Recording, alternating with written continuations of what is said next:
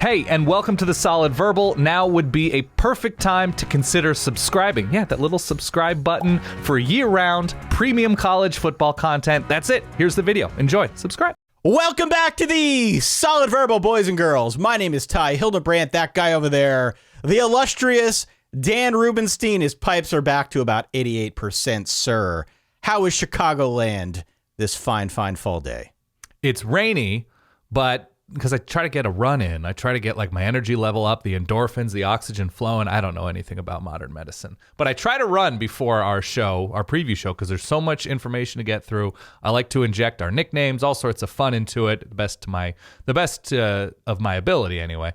I jumped rope and I took a shower. That was my approximation of the pre-show run. And honestly, feet are feeling great, pipes are feeling great. I'm pretty pumped to get into this week 7 preview, Ty. Do you do any kind of tricks with the jump rope? Do you do the crisscross? Do you try to do 2 passes of the rope underneath one leap? What is your tactic? No, I'll do the single jump and then I'll do the in between jump. That's about as complicated as I get. I know it's a good workout and it's good for my tennis and my footwork. So I do have a jump rope on hand to do every so often, but no, I know that there's a jump rope TikTok, right? There's a section of TikTok and Instagram, whatever, that's dedicated to people doing jump rope tricks and having fun with it. I'm not that advanced, Ty. Okay. Well, thank you for sharing that with us. Of course. My pleasure. Welcome back in one. Welcome back in all. We have got a big week of college football ahead. This episode, all of our episodes driven by Geico. It's a weekend that has everything you could possibly want, no matter what conference, no matter what style of play you are into, you are covered. And that is why I am naming it Smorgasbord Saturday, Dan. I think that's pretty good. I think it's pretty good. Anything you could possibly want. You want sweet, you want spicy, you want small conference, you want big conference, you want playoff implications, you want turnaround implications, you want bowl eligibility implications. Smorgasbord of college football.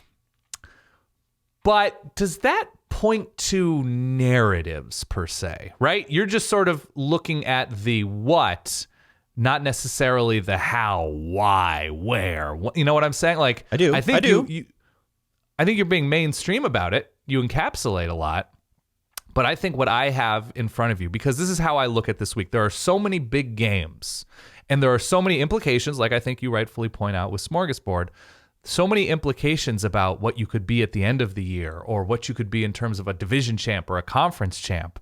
But I think the big thing is the test is right in front of us. It's an easy look ahead spot. So I think there is something to remember if you're any of these teams with these high aspirations. All you can do in life is try to solve the problem in front of you. All you can do in life is try to solve the problem in front of you. I have this as SAT Saturday. SAT Saturday. There are a number of problems. There are a number of solutions. There are multiple choices and directions you can go. And this week is going to go a long ways to determining a team's future, right? Michigan can say, we measure ourselves against Ohio State, but friggin' Penn State's coming to town. That's right, baby. That's a huge I got the shirt. It was out of the wash. I threw it on. You can say, if you're Oklahoma State, man, Texas right now, the way they blew out Oklahoma, our rival, our Bedlam rival, that Texas game is looming large, but here is TCU with its own enormous test. And I'm not saying I just think there are so many tests happening this week that are going to determine so many futures. There are a lot of tests. Yeah. It's a smorgasbord of SAT. It's a smorgasbord of SAT. And then you look at the extremes that are involved in the weekend, right? Can Oklahoma keep pushing the boundary of how bad they can play football? We will talk about that. Yeah, we will talk about all of this action. So you're going SAT Saturday. I've got Smorgasbord. Let us know what your Saturday nickname is across all of our social media posts, whether it's Instagram or Twitter, Facebook. We'll put a poll out there. We want to get your feedback as to what is the most appropriate name. Are we close? Are we not close? Yeah. Of course, solidverbal@gmail.com still works, as does the reverb line, which you can dial into at 408-VERBAL-1 throughout the course of Saturday. And remember, Ty, with some of these teams, with some of these extremes, how good can they be? How excellent can Tennessee's offense be? How bad can Michigan State's defense be? What is the limit? And it turns out, Ty, The limit does not exist. The limit does not exist. the limit does not exist, Ty, on this SAT Saturday. What's that from? Those are both from Mean Girls. An Mean Girls. That's what I thought. all-time, All you can do in life is try to solve the problem in front of you. it's just That's what I sage thought. advice from Katie Heron. Beautiful. Beautiful. Well, Yeah. we appreciate everybody stopping on by. If you're looking for a time to go out and enjoy the world this weekend,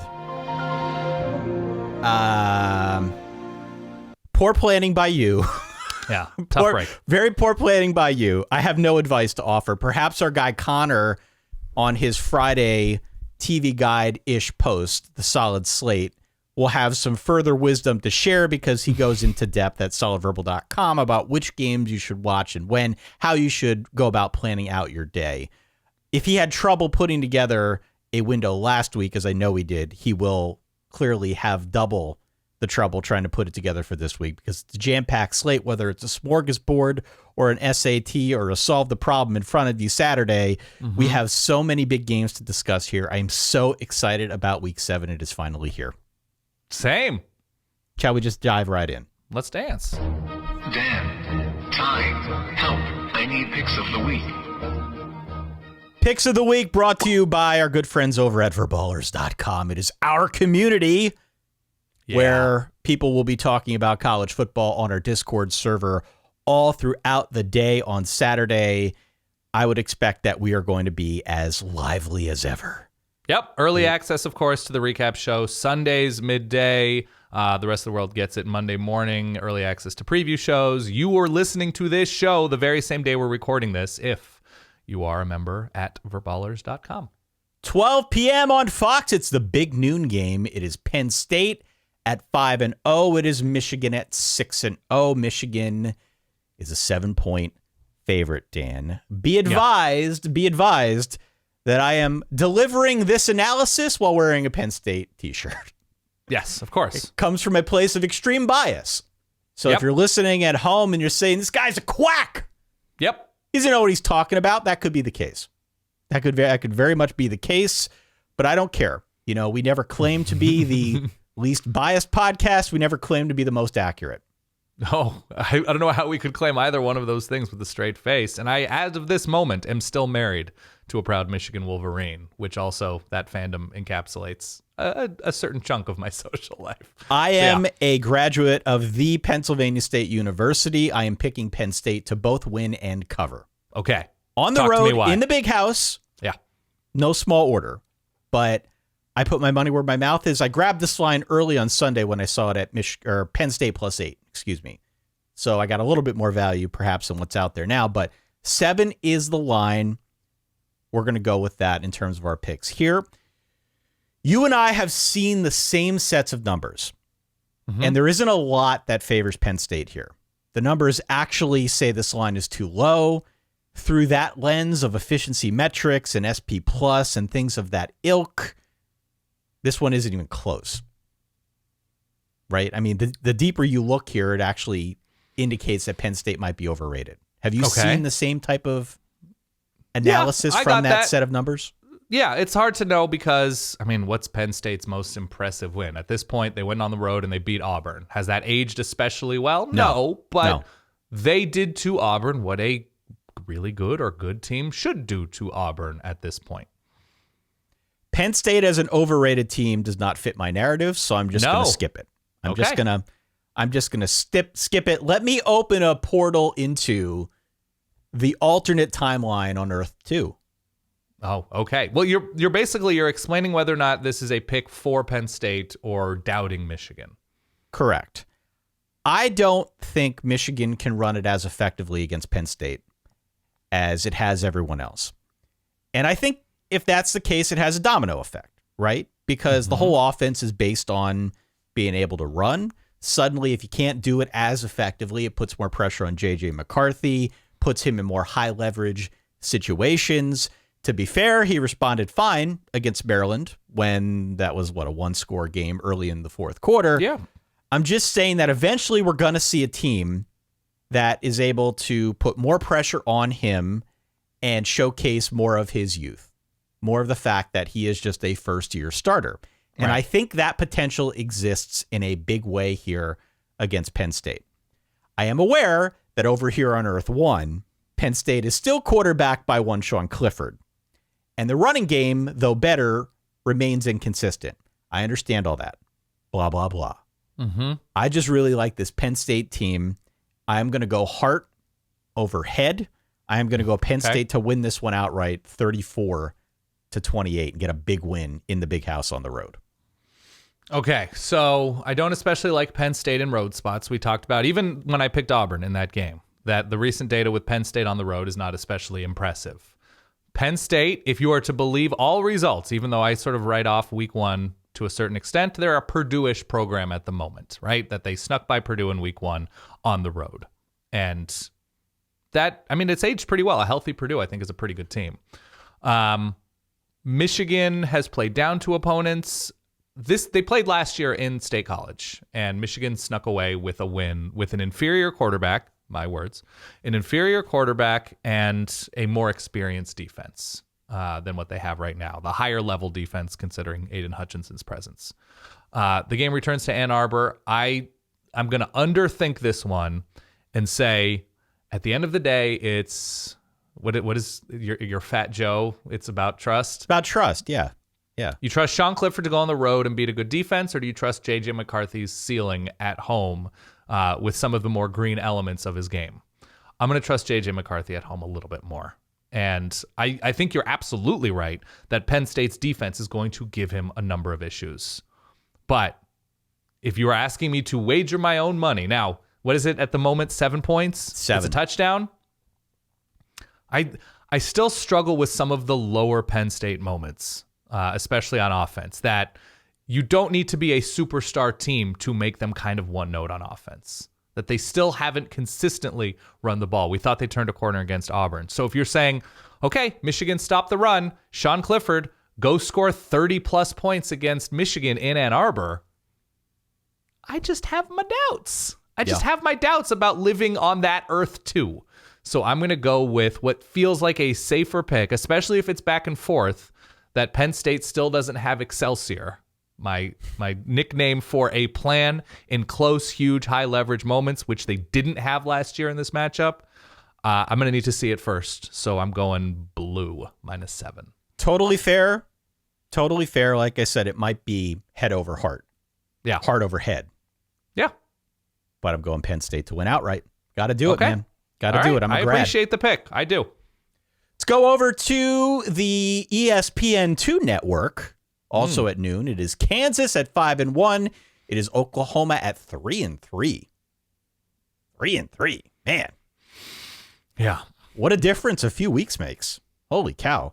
Oklahoma loses of 3 straight, most notably last weekend's Red River shutout, as you coined it. 49-0. Lost to Texas. Quite the beating. Meanwhile, everyone's been racing to write the article about Kansas being legit. Right. I'll say it again. Kansas is legit and just one way away from bowl eligibility. So how sweet would that be to get your win, to go to a bowl game by beating Oklahoma?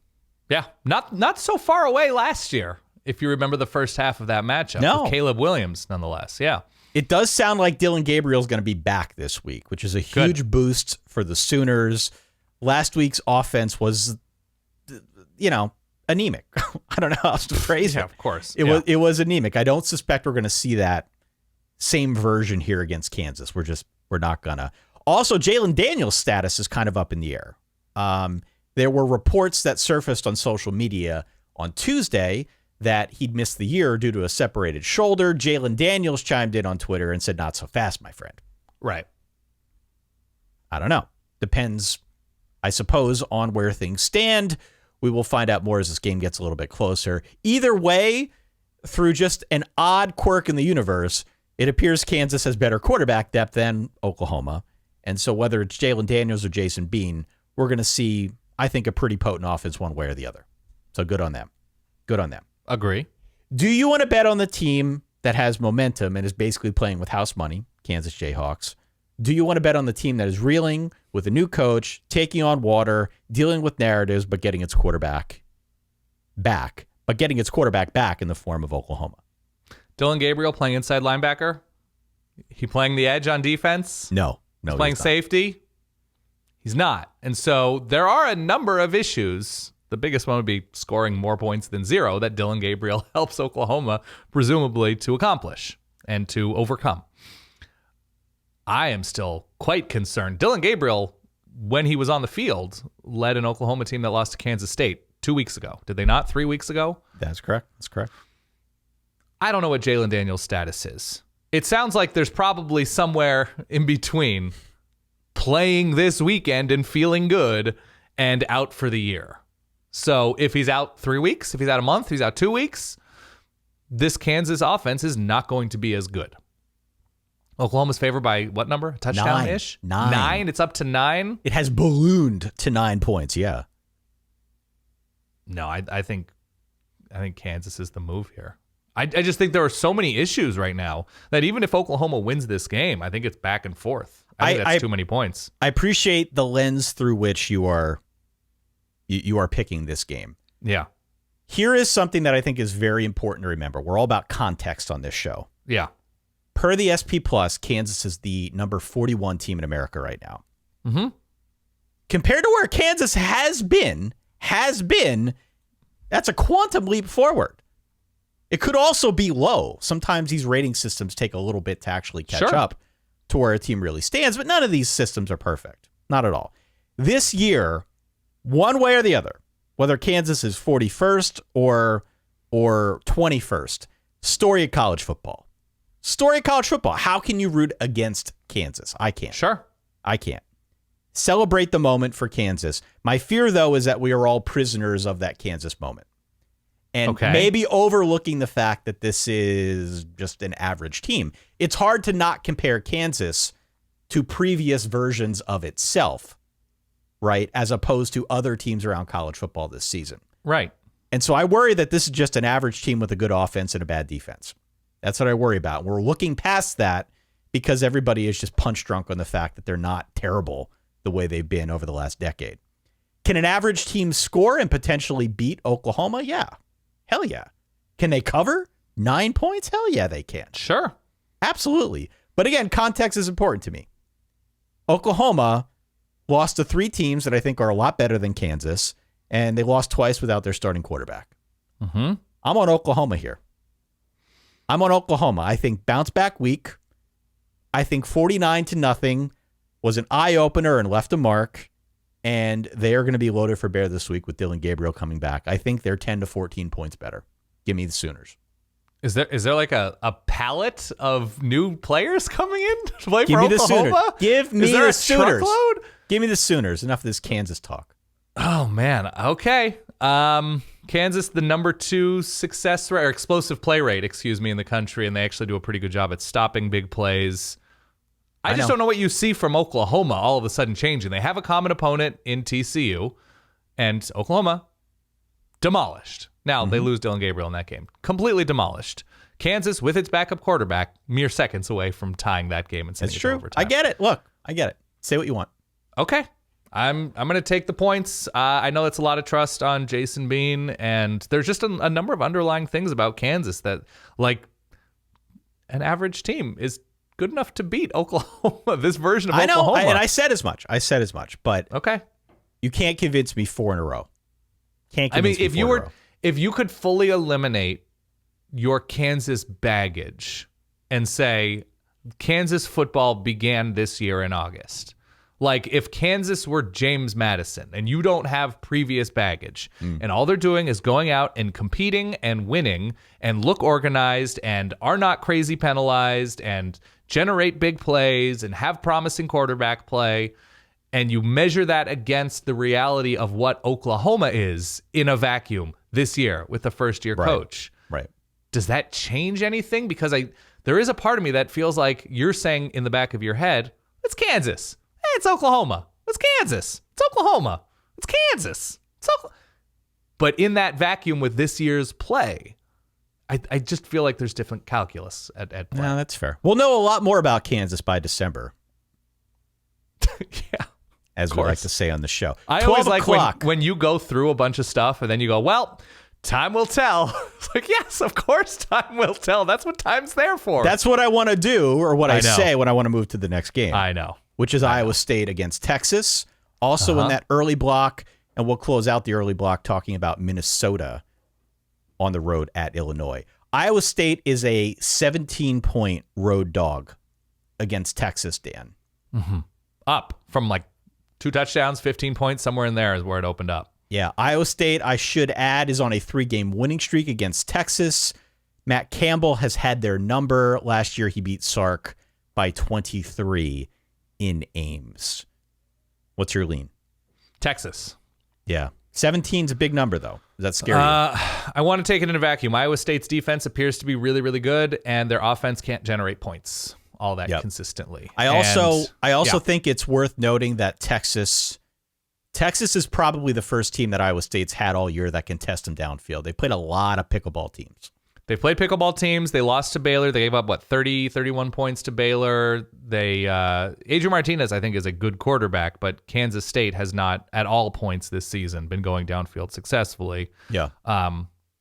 No, the question to me is that number, that I feel like Texas is double digits better than Iowa State, and I just am crazy disappointed in Iowa State's inability to generate fun on offense. So the easy lean to me when it was 14-15 was Texas. Then we're starting to creep up.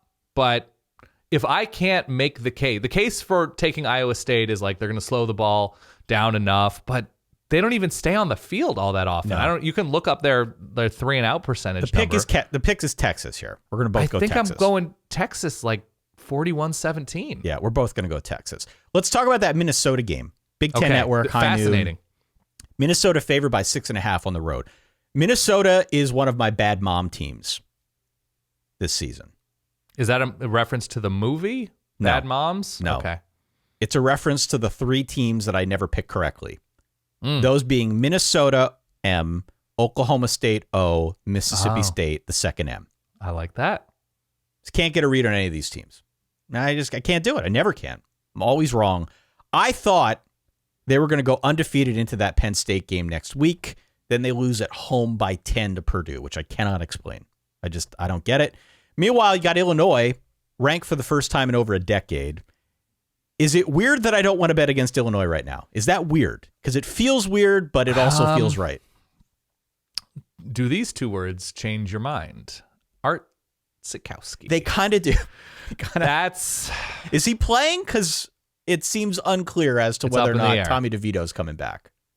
Yeah, it's up in the air. The last I saw Tommy DeVito's status, which even then is tough. Because if we're to believe Minnesota has a good team and a good defense, at the very least, I think they have a really good defense. They're a little inconsistent on offense. Illinois beat them last year, by the way. Illinois most certainly beat them last year and held them down. And we're having a conversation about what we now believe to be at least a very good defense or good defense playing at home as a dog. Yeah, that's the thing, right? That's the thing. Nobody feels great about seeing King Arthur playing quarterback, but the Illinois defense might be the best unit on this field. So I'm kind of mixed here. I will go Illinois plus the 6.5 at home. Okay, here are the offenses that Illinois has played this year. Wyoming, Indiana, Virginia, Wisconsin, Iowa, Chattanoogs. Okay? Yeah. Not a super impressive list, but they've taken care of business. Here are the offenses that Minnesota has played this year. Nobody in September. New Mexico State, Western Illinois, Colorado, Michigan State, and then finally a decent one in Purdue last week. They gave up 20 points, and they themselves scored 10 in a losing effort. So I don't know if there's a fool's gold element to Minnesota. Now that they finally played a decent opponent, they lose to Purdue. This is a couple weeks ago now, right? They had a bye week last week. So it's Minnesota coming off a bye week before traveling to Champaign, but they managed to score 10 points against Purdue. You got to go Illinois. You got to go at home, Illinois. by the way. Got to go Illinois.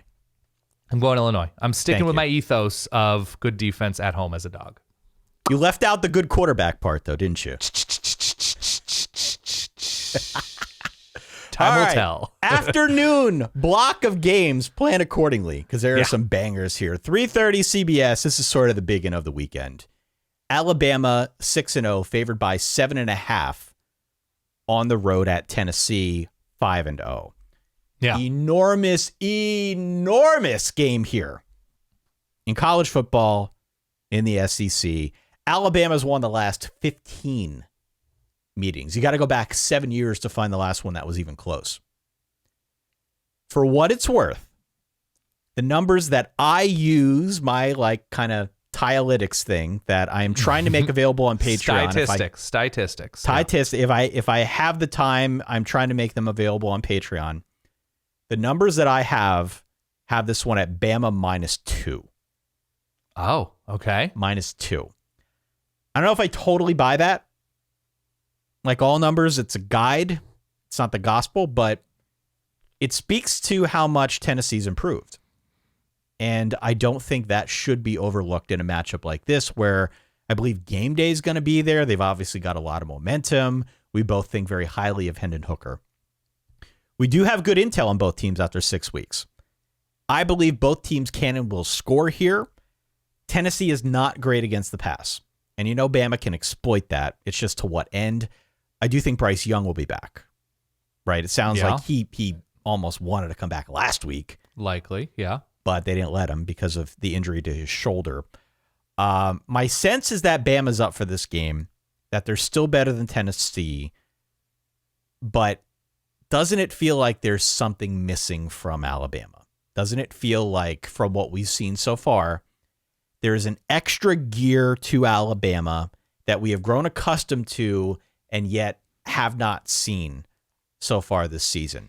I suspect in previous iterations of the Crimson Tide, a 20-19 game against Texas is not something you would see. They would find a way to hit the afterburners late and sort of have a fourth quarter crock potting. They'd run away from them.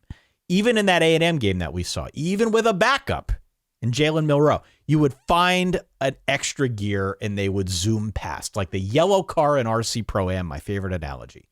They would find a way to zoom past and win that game going away. 2 instances now where we have not really seen that from Alabama, where I think we would have seen that in the past.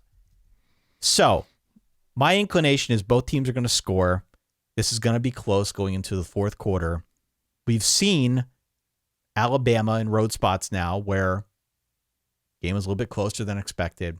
I think Tennessee keeps it close. I want to and will take Tennessee plus the number, 7.5. That's pretty good. That's good analysis. Tennessee's winning this game outright. What? Yeah. Whoa.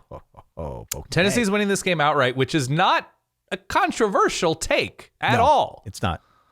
They have one of the best quarterbacks. They're playing at home. I don't know what Cedric Tillman's status is right now, but there are other guys running the ball, catching the ball, Jalen Hyatt, like good players that have succeeded against everybody. I think the defense is in a pretty good place, not without its own flaws. How many seconds away is Alabama from having 2 losses at the start of October? No. 8? 4 seconds? Like, this is not an Alabama team that has been bulletproof. Now, they were they were up 5 points relatively late against Arkansas, and they pull out that game and quite literally run away with that game. The Texas game is close on the road, and of course, the A&M game was close with a backup quarterback at home. Bryce Young's probably not going to be 100%. He does not have the firepower that Mac Jones and Tua had at receiver. Good players. He's got a very good running back, Jahmyr Gibbs. Offensive line, up and down. Defense, really strong. I don't know, Ty. If you're not going to believe in Tennessee and Neyland with game day there and the sea of orange, why have a heart? Why have something occupying the cavity beneath your ribs at this moment, Ty? Yeah. You claim to be Ted Lasso-esque. Where's your belief? Oh, Tennessee can keep it close and they can cover them. They can do it. Get out of here. Tennessee's winning this game, Ty. You know how this rolls. I want that to happen. There's I want that to happen. Yeah. LRO. The luck runs out for Alabama in this. Wow. Situationally, I just like Tennessee. I like big plays. I like energy. I like smoky. I'm going with the Vols here. I think this is their moment to shine, and I think they're going to rise to the occasion. Hendon Hooker's 33 years old. Yeah. No, Tennessee's winning this game. I feel really good about it. I am very excited about that pick. Can you imagine doing this show on Sunday when we record our recap, talking about Tennessee knocking off Alabama? Yeah, of course I can imagine that. Think of how, I can imagine too, but think of how that will alter the landscape of college football. That will change so much in such a short period of time. I think we're in agreement. We're in agreement on Tennessee plus 7.5. I am not willing to go as far as you, but we both feel pretty good about the Vols here at home. See, this should be a Samsonite Saturday for you because you're bringing so much old baggage to this preview. I am. It's hard to go against Bama. It is hard to go against Alabama. Okay. I totally understand you. The baggage is justified in some cases, but I don't know, man. Just feel it. Be a member of Dan's Funky Bunch. Dan's Funky Bunch. Interesting. Yeah. All right. Oklahoma State 5-0, TCU 5-0. TCU favored by 3.5 points. Guess who picked Oklahoma State wrong last week? I'm raising my hand. I said I was going to go Texas Tech plus 9 because I've been so emotionally invested in the Red Raiders. They, of course, lost by 10. Interestingly, the line popped to 11 at kickoff. So if I had waited a few days, I would have been right. But alas, here we go again. Another bad mom team gets me. It's just the way it is. Yeah. The way this thing works. This is a monster freaking game, Dan. What's the number once again at the 3.5. moment? 3.5. It stayed at 3.5. Okay. This is a monster game. Are you kidding me? That's huge. What a game. What a freaking game. Only 2 teams unbeaten in the Big 12. Both of these teams get an early Big 12 championship of sorts. I was surprised to see TCU favored. Okay. It feels like we know a lot more about Oklahoma State at this point. TCU's vastly improved. Still might not be that good, frankly, but could just be that they have a baller offense. I don't know. Such a hater, Ty. Look, I got to call it the way I see it. I'm not sure about TCU. I feel like we know more about Oklahoma State at this point. The interesting angle to me is that TCU's numbers look a lot like previous Oklahoma teams. Yeah. So can we call this one de facto bedlam? God, so insulting to everybody Can involved. we call it de facto bedlam? It's your show. You can call it whatever you want. I'm calling it de facto bedlam. Okay. In de facto bedlam, you got to throw out the records. They have the same records, so throw them out anyway. Throw them out anyway. Where do you stand on de facto bedlam? I'm still going with who I trust, and that's Spencer Sanders in this specific spot a little bit more. Now, the underlying number that's interesting to me is both of these teams have been pretty horrific in terms of allowing bigger passes, pass plays, downfield, explosive passes. And then you say, all right, who do you trust to hang more? And I like Oklahoma State's receivers. I really like TCU's receivers. A clear number one hasn't fully consistently emerged for Oklahoma State in the way that I think Quentin Johnston has for TCU. Like, he is the clear most dangerous receiver for the Frogs. But the Oklahoma win hasn't aged especially well. Oklahoma hasn't, aside from that game, been strong. So we have to devalue that a little bit, that if Vegas thought TCU was legit, they'd be favored probably by more than 3.5 at home, right? Yeah. So there is a toss-up element to this, and it's going to come down to who I trust more at quarterback. I think this is a high-scoring affair, but ultimately I like Oklahoma State to win this game by 4 or 5. It's about trust, I have it at 45-40 Oklahoma State.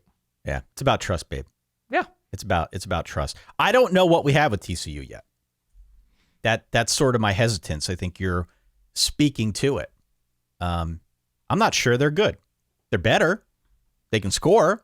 I think they're good. I'm not sure. I'm not sure about that, honestly. So I'm with you.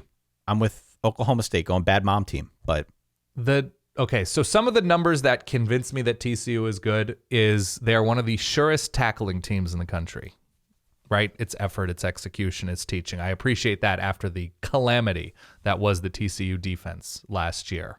They don't commit a ton of penalties, especially on the offensive line. They're not turning 1st and 5 into 1st and 15. So they don't shoot themselves in the foot that much.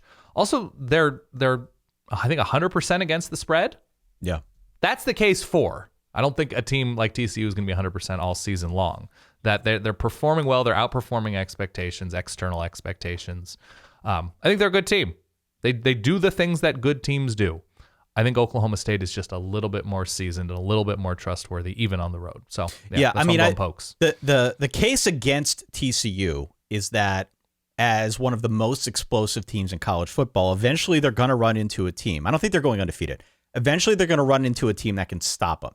That team may not be Oklahoma State. The numbers would say that team is definitely not Oklahoma State. But Sonny Dykes himself has said that this offense is heavily geared around creating big plays, which is very predictive of success. You generate big plays, you're going to do well. You're generally going to have a pretty good season. I don't know if Oklahoma State can stop them this week, but somebody will at some point. And when they do, I think TCU is going to be vulnerable because the defense, albeit much better as a tackling unit, is still not something that strikes the fear of God into me. Yeah. All right. I'm with you on Oklahoma State. Let's move to NC State versus Syracuse. Speaking of weird lines. Yeah. Syracuse favored by 3.5. They're at home. They're playing in the JMA Wireless Dome where teams go to die. We know this. Yeah. If you are surprised to see Syracuse favored, the reason is because of Devin Leary. Devin Leary has an arm/shoulder injury. They took x-rays. The x-rays came back negative. So it's not a situation where he's going to be done for the year, but it is a situation that's going to be touch and go the rest of the way. It's unclear to me what his status is in this game or moving forward. I think it's going to be Jack Chambers. Okay. He's a transfer from Charleston Southern. He played a little bit on Saturday against Florida State. 0 for 1 passing, but 7 rushes for about 40 yards. So that's a stroke of good fortune for the Cuse. Yeah. That said, it's not like the NC State offense has been humming at a pretty good clip either way, right? Like, this is not an offense that's been all that good. I am rooting for the Syracuse story here. I love the Cuse. I almost went to school there. Wow. In the games that I've watched, I have come away underwhelmed. I've been underwhelmed by this team. Totally reasonable. Their best win was Purdue, which, as we talked about earlier, is looking better, looking like a decent win for anybody who has it. But otherwise, it's, I don't know. It's a lot of bad teams. And this game, I think, is the start of a 6-game stretch that's going to test them. NC State, at Clemson, Notre Dame, at Pitt, Florida State, at Wake Forest. Next 6 games. I also think Garrett Shrader kind of stinks as a passer. Okay, fair enough. I know the numbers are really good this year. I know what they are. I know the ratio. I'm just not that into him. Okay. I'm not that into him. I think NC State, even with a hampered offense, maybe with a backup quarterback, is good enough as a defensive unit. They're still solid there to clamp down on the run, to force Garrett Shrader to throw to win. If you have not had that experience yet of watching Garrett Shrader throw to win, maybe don't watch this game. There are other really good games on in this window. Don't watch it. I don't think he's that good. So I'm on NC State plus the number. Or you could watch the Purdue game in which Garrett Shrader with his arm won that game. I don't think he's that good. To Oronde Gadsden. I don't think he's that good. Okay. I think he's fine. I don't think he's great. I think he's fine. And he did win that game with his arm. He made huge clutch throws at the end of that game. There were some hijinks that went on at the end of that game. Syracuse got a little bit lucky because, I watched that game. I remember it well. There were plenty of instances in that game where Purdue just decided not to cover people. So, and there were great catches. There was all sorts of stuff that went on that I don't know, felt to me like Cuse was a little bit lucky. I am not a Garrett Shrader believer as it relates to him throwing the ball, and I think NC State can stop the run. So here is the worry. The worry is if it is Jack Chambers.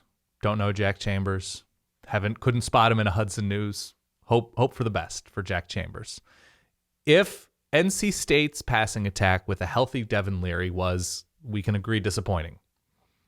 What is the confidence we have in NC State's ability to put Jack Chambers in a position as a backup quarterback to succeed on the road against a good defense? Yeah. I'd say it's relatively low. They didn't really trust him to throw down the field last week, but he was thrust into action late. I get it. So there is potential for NC State's defense and being put in a position to do everything because the NC State offense can't stay on the field against Syracuse defense. And I hate those teams. I hate the teams that can't complete passes with a backup quarterback. Where'd you say, Charleston Southern? Yep. Okay. The wish is that he was woefully out of place at Charleston Southern as a big-time quarterback. That'd be great for college football. It'd be great for this game.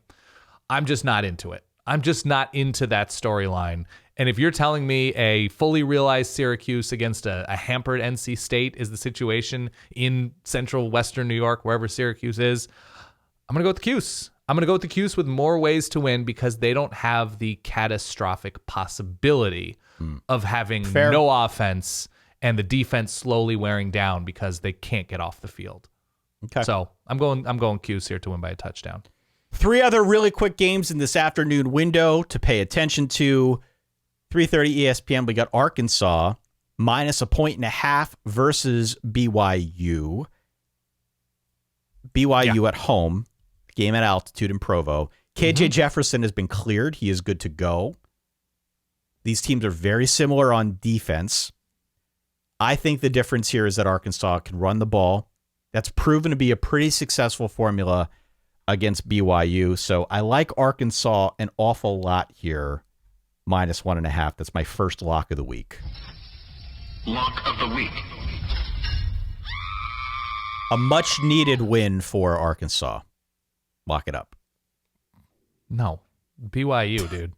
BYU's winning this game. Okay, so KJ Jefferson's back. Once again, I'm going to use the same logic that we talked about with Dylan Gabriel being back. Which one of these defensive positions will KJ Jefferson take the field with? Will he take the field with a bunch of linebackers? Will he take the field with a bunch of safeties? Will he take the field with a bunch of defensive tackles?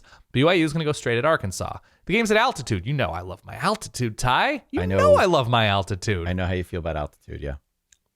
I think BYU is going to go straight at Arkansas. What is the result, the Arkansas result, that they doinked and missed a field goal against Texas A&M, a very much disappointing Texas A&M team? What is the Arkansas result, that they got close to Alabama at a certain point later on in that game? What is it about the Hogs this year that make you think that they can, even if BYU is an average team, you saw Notre Dame play them more recently than I saw Oregon play them. Even if they're an average team, what is the Arkansas specific result from this year that has you saying, I mean, if it's that weird Cincinnati game in week 1, so be it. It's not a result. They can run the ball. The fact that they could run the ball is the formula to beating BYU. Who do they have the week after BYU? I don't know. Load it up. The week after BYU, Arkansas squares off. Oh, they have a bye week. Against a bye week. Okay, so it's an open-faced look ahead. It's not. Potentially. Lock up Arkansas. Another game here in that afternoon block, Wisconsin minus 7.5. This is a good pick. Wisconsin minus 7.5 versus Michigan State. I think big-time neck crack last week for Wisconsin, taking it to Northwestern 42-7. Graham Mertz, a career-high 299 passing, tied the vaunted 5-touchdown game from a year ago, so I can stop talking about it. Yeah. I'm riding with Wisconsin 2 weeks in a row. I think a big win. I think Wisconsin wins this as well. I think Michigan State is very close, and I don't know if we're entering the Noah Kim era at quarterback. You're ready for Noah Kim. I'm ready for Noah Kim. Throws a nice ball in garbage time, so who knows how actually good he is. I don't know what the college football equivalent of 1-2-3 Cancun is for Michigan State. I think 1-2-3 Saugatuck, whatever the vacation destination is in northern Michigan. I'm going with Wisconsin here to. Again, I don't think you can look at Northwestern results, nor can you look at Nebraska results as anything indicative. But there's still something so tantalizing about picking against Michigan State that I'm just going to keep doing it. Yeah. Okay.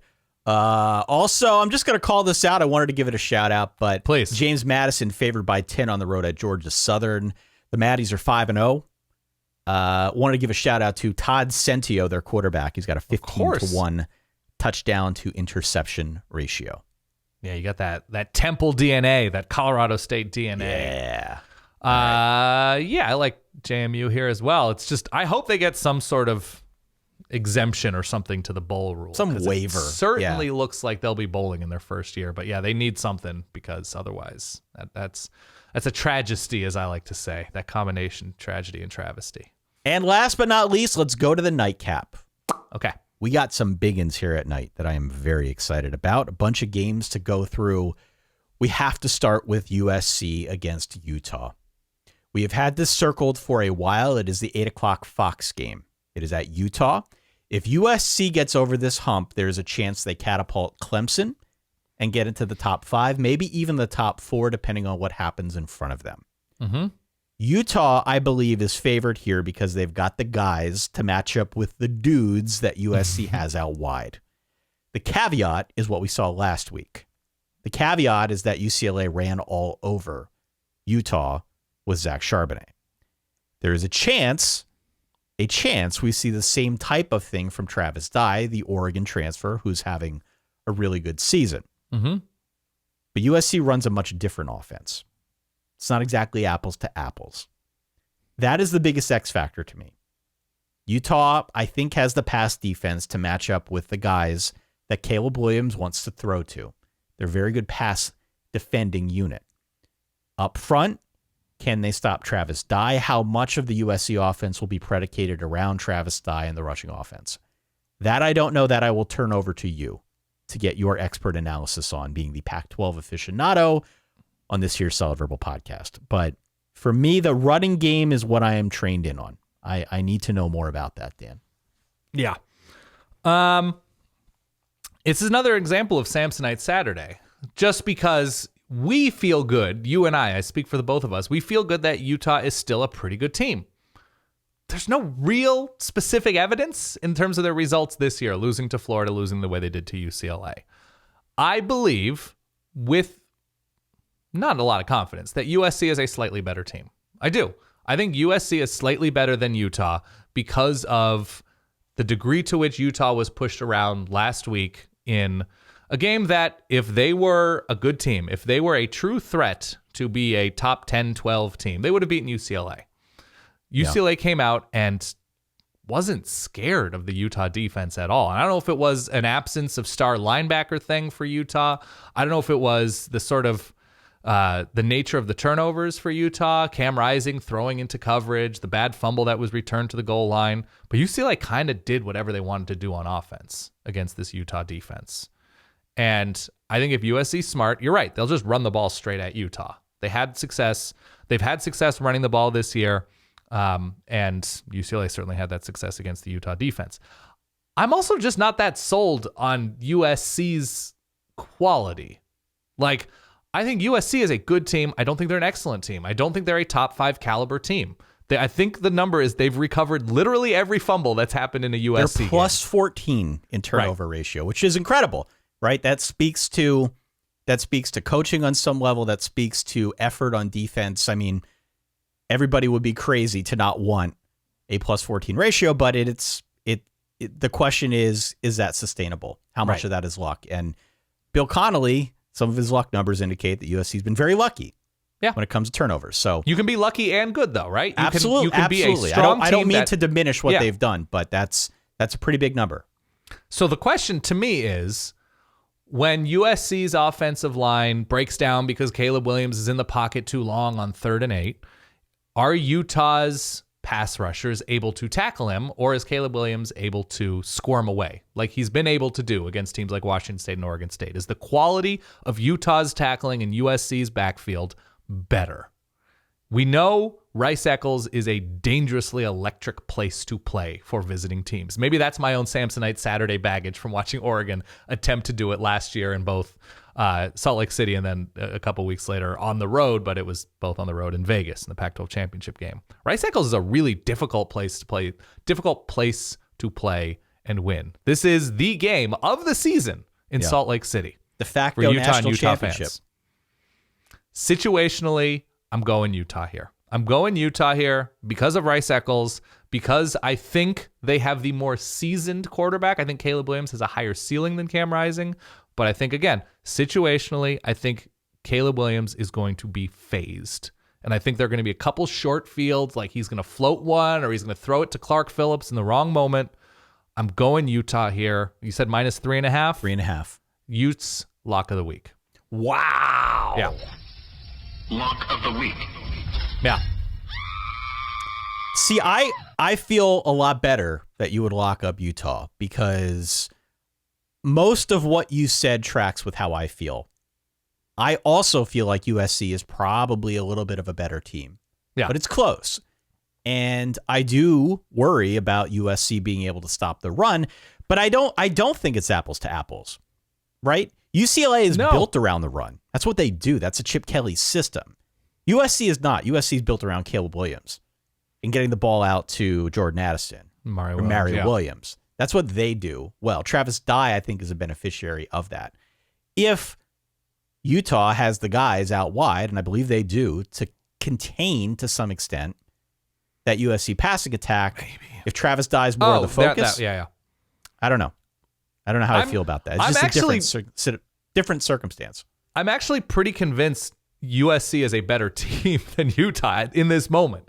Just because I hate Utah's offense and the lack of playmakers out wide and down their best pass catcher, Brent Keithy. They haven't been able to run the ball all that consistently. I really like Cam Rising. I'm not crazy about Utah, but in this specific moment, I like Utah. But I think we can look back at the end of the season and be, oh yeah, USC is clearly the better team than Utah. But in Saturday night, I think Utah will be better. My gut is that USC's defense gets a few more stops and they win by a touchdown. Okay. That'd be really impressive. 7:30 ABC, Clemson minus 3.5. 3.5 now, down to 3.5 on the road at Florida State. This line's been coming down. Florida State has not beaten Clemson since 2014. Clemson's defense, notably, continues to blitz and not get home. And I feel like that is a problem, Dan, against a guy like a Jordan Travis. Okay. Do you feel similarly? How do you feel about Clemson's chances here on the road Saturday night? Big spot here. I mean, have you seen anything recently from Florida State to think that they can win this game? No. Okay. No, I can tell you that there's been a lot of sharp action. The pro bettors are in pretty heavy on Florida State here. They like Florida State's chances. I'm not there with Florida State. I just don't see how they're putting together 4 quarters against Clemson. I think Clemson's going to be able to move the ball against Florida State's defense. And if we've seen anything from Florida State, it's that inability to distance themselves from teams, which is what I want to see from a team that can hang with Clemson. Now, you can say that their defense has deficiencies and their corners haven't been coming to play. I don't think Florida State's a well-coached team. And so for that reason alone, I think Clemson wins this game by 8 to 10 points. I'm on Clemson here. Yeah. I'm on Clemson here. And you know where I stand on Florida State. I've been in on Florida State since the jump. But I think I just trust Clemson a little bit more. The fact that the line keeps going down, the fact that more and more people are taking Florida State is sort of music to my ears. If this one gets the 3, I doubt it will. But if it gets the 3, I'm going in heavy on Clemson. Okay. I like the Tigers here a fair amount. Also I at think 7:30, SEC Network, we've got Mississippi State, one of the bad mom teams for me. 5-1, -6.5 now against Kentucky.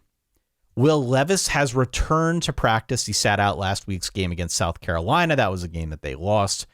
Obviously, it comes at a very important time. This would most definitely be a loss if he were not playing. So it's good that he's back.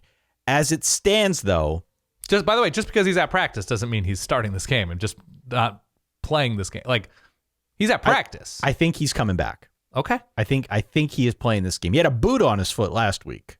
True. But I think he is playing this game. They are a healthy home dog with a Mississippi State team that is playing really well.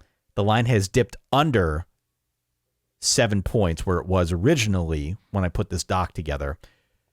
Don't go off on what I say about Mississippi State here, okay? Because they are one of the teams that I never pick correctly. But this feels like way too many points. This feels like it should be Kentucky home dog of the week. The Yakos home dog of the week. Am I crazy for feeling like this is too many points at home?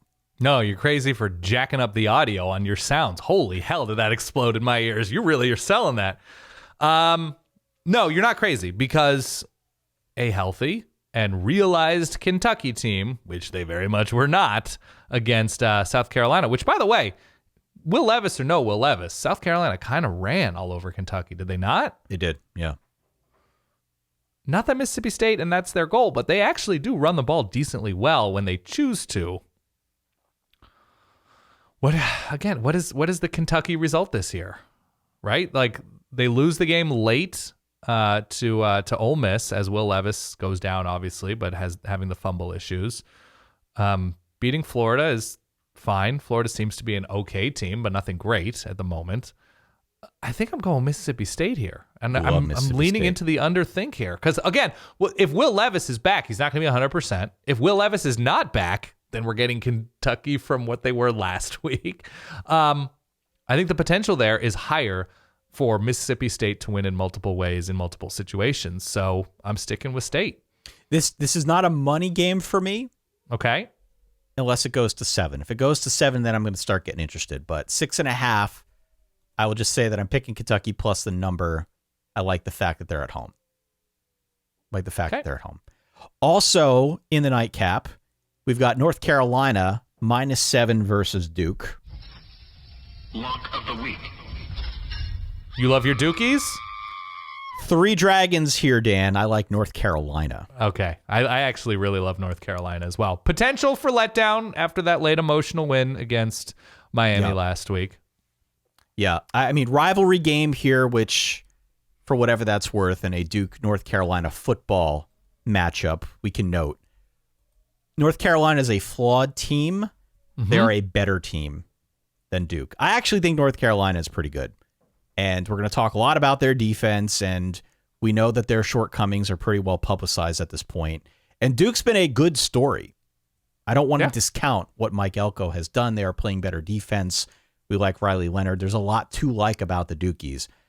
I think North Carolina is going to hammer Duke in this game. So third lock of the week for me is Carolina -7. There is a chance that one gets down to 6.5. I'm going to wait to see what the line is before kickoff. Yeah, it's a rivalry spot. You got to throw out those records, of course. But Duke has played bad teams and hasn't beaten all of those bad teams to inflate their record at the moment and to inflate, I think, a little bit of the perception. I think they're a good story. I think they're a frisky team. I like Riley Leonard. But, yeah, getting by Northwestern seemed more impressive in the moment because of Northwestern beating Nebraska. Losing to Georgia Tech does not strike me as something that you want on your resume in 2022. No. Even with the interim status situation. I'm not there yet with Duke, so give me North Carolina. I think Drake May has himself a nice day. Final 2 games, Dan. Washington State squaring off against Oregon State. Oregon State favored by 3.5. Who you like? If you need a miracle to beat Stanford, I'm not with you. I'm going Wazoo here. I think they're going to be able to run the ball. I like but don't love Cameron Ward still. I still don't think he's fully trusted to go downfield. But the turnover issues, quarterback health, there are too many reasons right now for me to be a little bit doubtful on Oregon State, even though it's in Corvallis, is it not? It is in Corvallis. Yeah, Second straight game for Wazoo on the road after the USC game. I'm still going with Wazoo here just because I think they're the more dependable, better team in year 1 of Jake Dickert. Yeah, the Chance Nolan situation remains to be seen. And so because of his injury status, he's turned the ball over a lot this year, to be fair. I think I go Wazoo as well. I don't feel confident. This would not be a money game. I like the Wazoo defense. I think that's the difference maker in this game. Yeah. And also there's the letdown potential after the miracle against Stanford last week. I'm Wazoo here. Final game, we've got LSU at 4-2, Florida at 4-2 to close things off here in the nightcap. 7 p.m. ESPN. Florida favored by 3. Dan, this is a total coin flip to me. Yeah. Total coin flip. It's been a while since I looked at Florida's numbers. Mm-hmm. The per play data on Florida is absolutely dreadful. The per play data hates Florida's defense. Just hates. Can't stand them. I'm going to go LSU here because I think the defense is a little better. I think Jaden Daniels is a little bit more trustworthy. Honestly, you could tell me that Florida wins by 1,000 or that LSU wins by 1,000 or by 1,000th of a point. And I would believe you one way or the other. I have no lean whatsoever in this game. You know I hate citing almost wins as a reason to trust a team. I know. I hate that. And Florida, how Florida performed against Tennessee to me right now might be more impressive. Now, look, LSU, in the way that they close out the Mississippi State game, is their own game. But they're on the road in a tough place to play, in a rivalry spot. Yes, I consider this to be a rivalry, whatever. Sure. I'm going with Florida at home. I think they're going to be able to run the ball enough that LSU, after what could have been a very likely loss to Auburn. I already have to paint my face because of that loss. So maybe I'm just unnecessarily down on LSU and their inability to close and cover that game. But I'm going with Florida here, even though I do not trust either one of these teams. No. LSU just got shellacked by Tennessee. So if you believe in any sort of common opponent thinking, Florida performed better against the Vols. But even still, I hate this game. I'm going to go Florida because it's at home and a difficult place to play against an LSU team who's reeling. Yeah, I mean, if this is a Fat Joe and Ashanti It About Trust type of game. Yeah. Florida's been running the ball well. Florida's been running the ball well. Yeah. I think you go LSU. If it's about trust, I think I trust them a little bit more, but absolute coin flip to me. That's all I got, Dan. There are a bunch of other games. Don't add us. There are a bunch of other games that we just don't have time to cover here. This is a really loaded slate of games in week 7. If we did not cover one of the games that is important to you, please write in and let us know your pick. We'd love to hear who your pick is for that game. We'll do our best to try and retweet that stuff out because, again, it really just is a loaded slate of games here on Smorgasbord, on SAT, maybe on Samsonite Saturday, kind of a combination of all three. Nebraska's playing Purdue, which, say what you will about Nebraska, they are tied with Purdue and Illinois at the top of the Big Ten West at the moment. Yeah. So that might be a worthwhile game to monitor just because those teams tend to play in weird games, as Nebraska needed to come back and beat Rutgers. Ole Miss Auburn. Ole Miss is hosting Auburn. I'm not a believer in Auburn. I think Ole Miss is in a really nice spot to win this game. Again, though, Auburn's played in some weird ones. Monitor that one. Baylor, West Virginia is Thursday night. So tonight, if you're listening to this, the first day of the public release, that could be fun. Navy, SMU, Friday evening. You want to quickly drop some drum and fife? Some stanky drum and fife? Who do we got, Dan? A pretty horrific game in Colgate Army, but give me the United States Army to take down the Gators. You? I will go Army as well. Take down the Gators, yes. Your Bucknell Bison traveling to the Yaleys in the Ivy Patriot League matchup. Bucknell was booed lustily at the New York Live show, and we brought up Bucknell. So give me the Yaleys. Got to go Yale. I'm going Yale as well. It's a great pizza town. I've never been to New Haven. No? But I'd like to get to New Haven to eat some pizza. Sally's and Zoop's and all that kind of good stuff. Moderna Beats. Lehigh Cornell. Got to go Nellies. Give me the Nellies. I am going Big Nellies Red as well. Stony Brook fighting Stones against Fordham, New York's one true team. Fordham. Do you smell an upset? No, I don't. I do not. Stony Brook's at all 0-5, Fordham 5-1. Give me Fordham. Any weekend plans, Ty, surrounding your Saturday? Dude, it's a lot of football. I might try to watch the Penn State game with some fellow Penn Staters because, this is one of those games that we've had circled. I might have to wash this shirt, which is a tall order. But I think I'd like to try and watch that game with others who are as invested in it as I am. At a bar, in your home, at somebody else's home? I mean, wherever, man. I'm down. I just want to get out and be amongst the people. As soon as you get that 100-inch TV. Yeah. As soon as you go hundo. You've been after me to get a 100-inch TV. Why not, Ty? You don't have kids. But where would I put it? You got all sorts of cash. I have a friend. This is a true story. Yeah. I have a friend who thought it would be awesome to buy a 90-inch TV. Right. He did not have the space for a 90-inch TV. So he put the 90-incher in his living room. We went down there to watch, I believe it was a Thursday night Baylor game.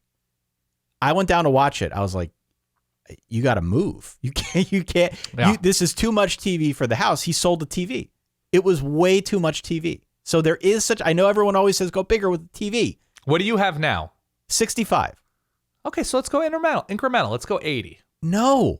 What? It'd be way too much TV for the space. I can't do it. What if you ever finish your basement? Will you go 80 down there? No. Oh, no. Ty. 65 feels like a good number. That feels like an appropriate number for a house.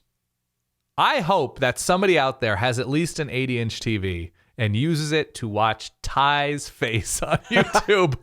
That's my dream, that we're up there on a mega TV somewhere. That's all I want. YouTube.com/TheSolidVerbal. Send your screenshots in. Yeah.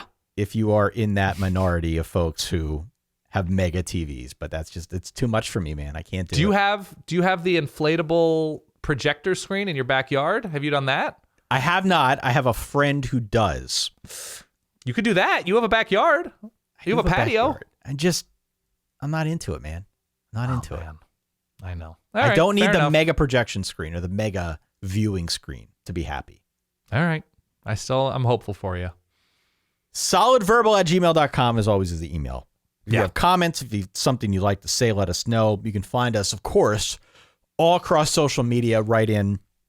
Let us know if there are any games, any picks that we missed. We'd love to hear from you. If you've made it this far, please consider hitting the follow button or subscribe button on your app of choice. Please consider telling friends. Also, we're going to be doing a live show this evening, if you're listening to this on Thursday, over on Spotify, which you can tune into courtesy of the short URL, solidverbal.com/Spotify. We did it live at Spotify HQ in Manhattan last week. We are back now at our normal studio space to do it on this Thursday. Yes. October the 13th. I have nothing to add. If you are out and about, if you must be out there amongst the people, not watching college football, make sure you've got access to either the Varsity Network app or ESPNU Channel 84 on Sirius XM. That is where you can tune into our good friends over at the College Football Blitz. It starts at noon on Saturday. It ends at midnight. It is the NFL red zone of college football. Limited commercial interruption. They only have 3 commercial breaks per hour, 56 minutes of hometown play-by-play coverage. You hear the action as it happens. Love it. Hosted by our good friend Stevie Speedrun. Stephen Hartzell, courtesy of our friends over at Learfield IMG College. The catheter kid is what they call him, right? No? I don't believe that's what they call him. Oh, man, the diaper dandy. Getting it done.